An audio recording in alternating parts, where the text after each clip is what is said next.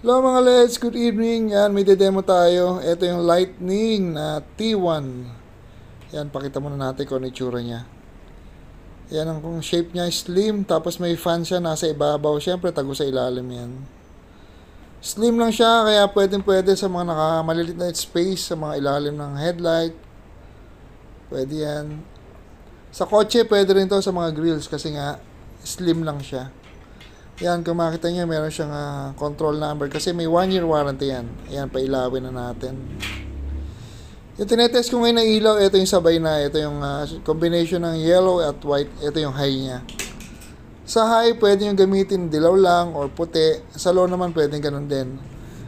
Reversible siya, pwedeng i-reverse. Or pwedeng sabay. Yan, testingin natin dito sa iskinita namin madilim. Ayan, sa kalsada natin yung sakop na sakop yung isang kalsada. Isang ilaw pa lang yan mga LEDs. 25 watts yan, Lightning T1 with 1-year warranty. Ayan o. Liwanag. So pag may puti, maganda. Saka pag may yellow, pwede sa mga ma-fog na lugar kagaya ng Baguio or Tagaytay or pag umuulan. Sa asfalto, okay na okay yan. Ayan o. Ang kulay niya mga LEDs, puti, dilaw, at pwedeng puti, dilaw. So, 4 yung wires niya. Siyempre may balas yan. Tapos nag-i-install din kami niyan mga LEDs. Ito, pakita natin yung puti.